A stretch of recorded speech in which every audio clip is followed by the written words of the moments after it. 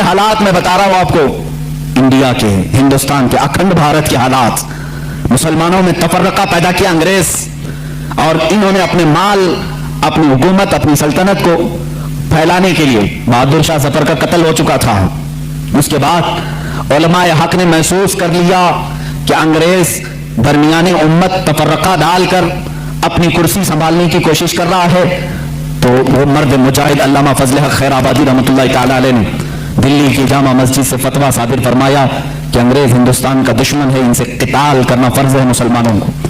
اسی فتوے کی بنیاد پر زندگی بھر کی عمر قید کی سزا میں ان کو انڈمان نکوبار بھیجا گیا، وہیں پر ان کی وفات ہوئی۔ آج مزار بھی ان کا جزیرہ انڈمان میں ہے۔ مولانا کفایت علی کافی رحمۃ اللہ تعالی علیہ، جو 1857 کی یہ جو غدر ہے، اس کے بعد کے علماء اہل سنت کی بات میں کر رہا ہوں، انہوں نے محسوس کر لیا اسی زمانے میں کہ انگریز نے فرقہ پیدا کر دیا ہے، کچھ علماء اس کی بولی بول رہے ہیں۔ ظاہر سی بات ہے، یہاں کچھ علماء جو مدرسہ بنا رہے تھے ان کو ماہانہ مشاہرہ مل رہا ہے انگریز حکومت سے، علی گڑھ کو پاؤنڈ آ رہے ہیں انگلینڈ سے، اور دیگر علماء کو پاؤنڈ آ رہے ہیں، اور یہاں جو علماء ان کی ان خرافات کو بیان کر رہے ہیں ان کو پھانسی پر چڑھایا جا رہا ہے۔ مولانا کفایت علی کافی رحمۃ اللہ تعالی علیہ، جن کے اعلیٰ حضرت بھی بڑی عزت فرمایا کرتے تھے، وہی کفایت علی کافی جنہوں نے اپنی ایک نعت میں کہا تھا، کوئی گل باقی رہے گا نہ چمن رہ جائے گا، پر رسول اللہ کا دین حسن رہ جائے گا، اطلس و کم خواب کے پوشاک پہ نازاں نہ ہو، اس تنے بے جاں پہ خاکی کفن رہ جائے گا۔ یہ جو نعت انہوں نے لکھی تھی اس وقت جب آپ کو پھانسی کے پھندے پر چڑھایا جا رہا تھا، یہ مولانا کفایت علی کافی، پھر مولانا عنایت احمد کاکوروی رحمۃ اللہ تعالی علیہ، جن کو جیل کی سلاخوں کے پیچھے انگریزوں نے بند کیا، اس ایک عالم ربانی نے پتھر کی ٹھیکری سے دیواروں پر پوری علم الصغا کتاب لکھ دی تھی، جو آج بھی عالم کورس کی کتاب میں پڑھائی جاتی ہے۔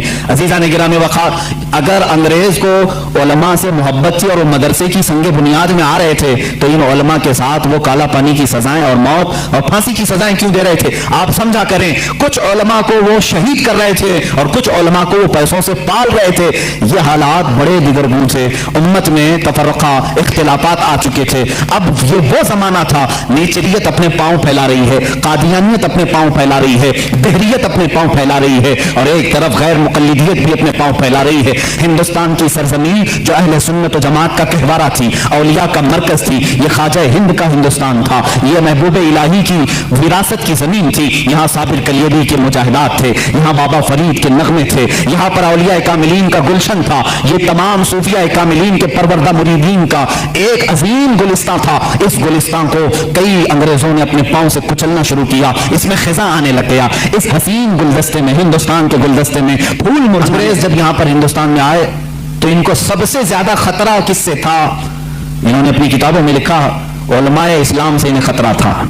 علماء اسلام ان کے خلاف کھڑے ہو سکتے تھے، اور ظاہر سی بات ہے اس وقت ابھی ترکی کی خلافت عثمانیہ بھی موجود تھی اور ہندوستان میں مغل سلطنت تھی۔ مسلمانوں کا دبدبہ ایسا تھا کہ ایک بار اگر بادشاہ اسلام جہاد کا اعلان کر دے تو سارے کفن بردوش سڑکوں پر آ جاتے، ایک اعلان ہو جائے، نوجوان تو نوجوان، بوڑھے بھی راستوں پر آ جاتے اپنی جان اللہ کی بارگاہ میں پیش کرنے کی۔ ہر زمانے میں ہمارے ہاں دائرہ اسلام میں میں آپ کو بتاؤں، مرنے سے کبھی کوئی مسلمان خوف نہیں کھاتا تھا۔ اسی لیے 1947 کی جو آزادی کی جنگ ہے، اس میں آپ دیکھیں گے تاریخ اگرچہ آپ کو بتائی نہیں جاتی، 1 لاکھ سے زیادہ مسلمانوں کی بھی موت اس میں ہوئی، شہادت ہوئی ہے، اور تقریباً 1857 سے اگر میں گناؤں 30,000 صرف علماء اہل سنت ایسے ہیں جن کو درختوں پر پھانسی پر لٹکایا تھا انگریزوں نے۔ یہ ہماری قربانیاں ہیں، اور انگریز یہ اچھی طرح سے جانتا ہے، جس کو اقبال نے کہا، یہ فاقہ کش موت سے ڈرتا نہیں ذرا، روح محمدی اس کے بدن سے نکال دو، عرب کو دے کر کے عجم کے تخیلات، اسلام کو حجاز و یمن سے نکال دو۔ انگریز یہی سوچتا ہے کہ یہ فاقہ کش موت سے ڈرتا نہیں، اس کے جسم سے روح محمدی نکال دو، عشق مصطفیٰ نکال دو۔ اس زمانے میں انگریزوں نے جب یہ دیکھا کہ یہاں ان کی یونٹی اور ان کے اتحاد سے ہمارے لیے خطرہ ہے، تو ظاہر سی بات ہے ہر زمانے میں منافقین کو خریدنے کی کوشش کی جاتی رہی ہے، ہر زمانے میں۔ وہ زمانہ بھی ایسا رہا کہ انگریزوں نے اپنے خلاف بولنے والوں کو کالا پانی کی سزا دی، انڈمان نکوبار بھیجا، پھانسی کی سزائیں دی، لیکن وہی انگریز چند علماء کو خریدتا رہا، چند مولویوں کو خریدا، اور ان کے درمیان، مسلمانوں کے درمیان اختلافات ڈالنے کی کوششیں کی، کیونکہ مشہور ہے، یہ میری اکیلے کی بات نہیں، سارے لوگ جانتے ہیں ڈیوائڈ اینڈ رول کی پالیسی کس کی رہی ہے؟ انگریزوں کی رہی ہے، سب جانتے ہیں۔ ہاں بالکل، مجھے اس بات سے خوف نہیں ہے डिवाइड एंड रोल की पॉलिसी उन्हीं की लाई हुई थी। तफर्रका पैदा करो, टुकड़े करो और उसके बाद हुकूमत करते रहो, इख्तिलाफात डालो। तो उन्होंने हिंदुस्तान में इस चीज की कोशिश की। और उससे पहले इख्तिलाफात जो जन्म लेते हैं वो कादियान पंजाब से, वहां से एक मिर्जा गुलाम अहमद कादियानी नाम के शख्स को उठाया गया। अंग्रेजों ने उसकी बहुत भरपूर मदद की, ताउन किया पैसों से, और फिर उसके जरिए से नई नई चीजें लाना शुरू किया। ये वही जमाना है, ये 14वीं सदी का जमाना हिजरी के मुताबिक मैं कह रहा हूं, और 1857 से पहले के ये मामलात हैं। मिर्जा गुलाम अहमद कादियानी खड़ा हुआ और नई नई बातें दीन में लाया, लेकिन अंग्रेजों ने उससे एक गलती करवा दी कि उसको नबी भी बना दिया। उसने ऐलान कर दिया कि मैं मोहम्मद सल्लल्लाहु अलैहि वसल्लम के बाद दूसरा नबी हूं, मेरा नाम अहमद है, मुझ पर वही आती है, इंग्लिश में फरिश्ते वही लेकर के आते हैं। ये गुलाम अहमद कादियानी की फकाई शुरू हुई। जाहिर सी बात है उम्मत मुस्तफा उस वक्त बेदार थी, तकरीबन सारी उम्मत ने बिल इत्तेफाक उसको रिजेक्ट किया और उसको कहा कि ये इस उम्मत का दज्जाल है, उसको खारिज इस्लाम माना। और आज भी पाकिस्तान में भी कादियानियों को माइनॉरिटी में रखा गया है, मुसलमानों में नहीं है, वहां पर नहीं है। इसका रोना ये पूरी दुनिया में रोते हैं। उनका ताल्लुक ही नहीं है इस्लाम से, क्योंकि हमारी बेस और हमारी जड़ है खत्म नबूवत को दिलो जान से मानना। रसूल करीम सल्लल्लाहु तआला अलैहि वसल्लम के बाद कोई नहीं आ सकता। गुलाम अहमद कादियानी ने यह खलफशार मचाया हिंदुस्तान में। जाहिर सी बात है अवाम तो अवाम है, कल अनाम है, यानी भेड़ों की तरह। होता यह है कि अगर आज भी शैतान भी खड़ा हो जाए तो उसके चंद मुरीद तो हो ही जाते हैं, हो ही जाते हैं। देखते नहीं आप कैसे कैसे बाबाओं के मुरीद होते हैं।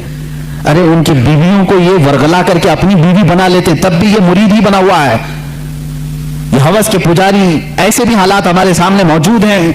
हराम कारियां खुले आम देखते हैं, फिर भी उसके मुरीद हैं। इसीलिए मैं कहता हूं ये तो अलग बात है, शैतान अगर खड़ा होकर के कह भी दे कि मैं शैतान हूं, तब भी थोड़े मुरीद उसके हो ही जाएंगे, कुछ तो भला कर देगा ये, मुआज़ल्लाह रब्बिल आलमीन। इसी तरह गुलाम अहमद कादियानी का कुफ्र जाहिर था, खत्म नबूवत का इनकार था, बावजूद उसके कुछ मानने वाले उसके फॉलोअर्स थे, जिसकी वजह से हिंदुस्तान में इख्तिलाफात की हवा शुरू हो गई। अब यहां पर मामलात ऐसे आए कि फिर एक इलाका ऐसा है, अलीगढ़ मुस्लिम यूनिवर्सिटी को तो आप जानते हैं, लेकिन अगर मैं अब खोलूं बहुत सारे तो कुछ लोगों के अब दिलों में चुभन होगी, पेट में दर्द भी होगा। लोग ही कहेंगे कि मौलाना इख्तिलाफात की बात करते हैं, बांटने की बात करते हैं, फिरके की बात करते हैं। मेरे अजीज, हक बात बताने को अगर तुम फिरका कोड़ है, जगत नहीं है और ना मेरी जुबान ऐसी, लेकिन जो हुकूक इस्लाम है और दीन के जो हुकूक है वो मैं बता कर रहूंगा। एक तरफ गुलाम अहमद कादियानी की खुराफात, दूसरी तरफ सर सैयद अहमद खान, इसने एक नए फिरके की बुनियाद रखी, नीचरियत। ये क्या था? ये भी अंग्रेजों के पास से पढ़ करके आया, जो बानी है मुस्लिम यूनिवर्सिटी का। जाहिर सी बात है वहां के टीचर्स, वहां के असातिज़ा को कुछ बातें बुरी लगती हैं, कुछ बातें बुरी लगेंगी, लेकिन ये हकीकत है और तारीख से तुम मुंह मोड़ नहीं सकते। सर सैयद अहमद खान वापस आकर के कुरान अजीम की बहुत सारी बातों का इनकार शुरू कर चुका था। उसने ये कहना शुरू किया कि मौजज़ात कोई चीज ही नहीं है, कुरान में किसी मौजज़े का जिक्र ही नहीं है, हर चीज की बदल करके तावील कर दी, कहा फरिश्ते होते ही नहीं है। इंसान के अंदर जो नेकी करने की ताकत है उसी का नाम फरिश्ता है, शैतान का कोई वजूद ही नहीं है। वो कहता है कि बुराई करने की जो सिफत है इंसान के अंदर उसी का नाम शैतान है। कुरान पाक की पूरी तफसीर बदल डाली, जिन्नात का इनकार, जन्नत और दोज़ख। अरे मियां किसने देखा? ये नेचरियत थी। नेचरियत का मतलब है नेचर को मानने वाले हैं, जो मानना है, जो नहीं है उसको नहीं मानना है। और उसके अलावा हुजूर अकरम सल्लल्लाहु तआला अलैहि वसल्लम के मुतालिक भी बहुत सारी नई बातें उसने रखी। क़यामत के दिन शफाअत के मुतालिक, दीदार इलाही के मुतालिक सर सैयद अहमद खान ने लिखा है कि अल्लाह का दीदार हो ही नहीं सकता, ना जिंदगी में, ना मौत के बाद, ना जन्नत, ना दोज़ख, ऐसी कोई चीज ही नहीं। ना हिंदू तो अकीदा रखते हैं नरक और स्वर्ग का, वो तो बेचारा उनसे भी नीचे आ गया। ये तमाम चीजें नेचरियत उस जमाने में फैली।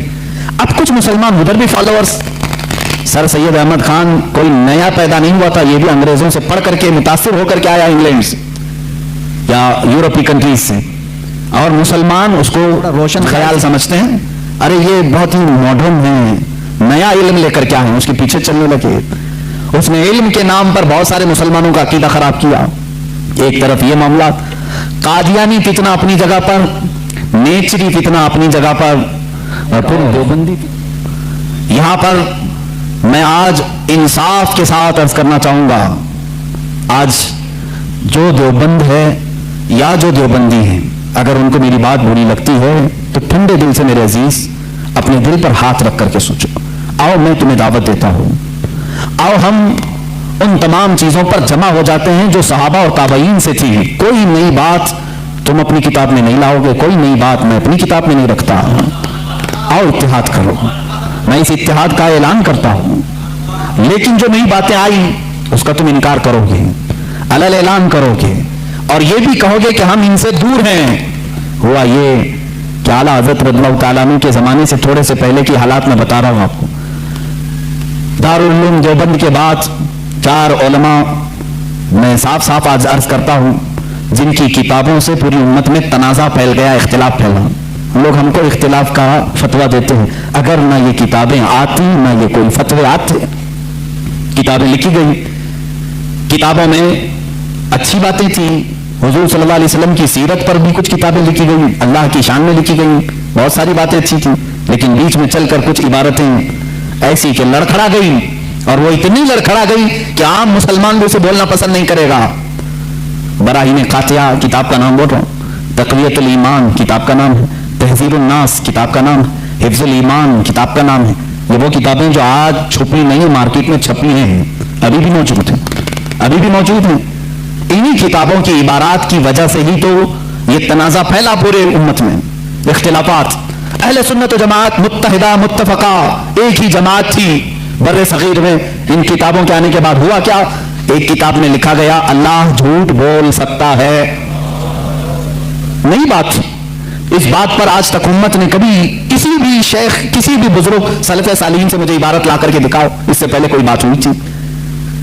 پھر ایک کتاب میں عقیدہ توحید کو بیان کرتے ہوئے مولوی اسماعیل دہلوی صاحب نے یہ تک لکھ دیا, حضور صلی اللہ تعالیٰ علیہ وسلم کا خیال نماز میں آنا گدھے اور بیل کے خیال سے بدتر ہے. یہ نئی بات تھی کہ نہیں تھی؟ اور جا کر کے کراس ویریفیکیشن کر لینا, اگر میں جھوٹ بولوں تو میرا جبہ پکڑ لینا, اور جو سزا دے سکتے ہو دو. میں یہ لفاظی نہیں کر رہا اور نہ پھکائی کر رہا ہوں, یہ جملے آج کتاب میں موجود ہیں. تقویت الایمان میں حفظ الایمان کتاب آئی, اشرف علی صاحب نے حضور صلی اللہ تعالیٰ علیہ وسلم کے علم غیب پر بحث کرتے کرتے یہ کہہ دیا, حضور کے علم غیب کی کیا تخصیص, کیا تقسیم, یعنی ان کی کیا خصوصیت ہے. اتنا علم غیب تو زید کو, پاگلوں کو, بچوں کو, بلکہ جانوروں کو بھی حاصل ہے. شیطان کا علم غیب تو قرآن سے ثابت ہے, انہوں نے کہا شیطان کا علم غیب قرآن سے ثابت ہے. حضور صلی اللہ علیہ وسلم کے علم غیب کی کیا خصوصیت ہے, یعنی برابر ہو گئے. شیطان کو جتنا علم ہے اتنا ہی محمد صلی اللہ علیہ وسلم کو. میرے عزیزو, کیا یہ باتیں دل پر نہیں لگتی مسلمانوں کی؟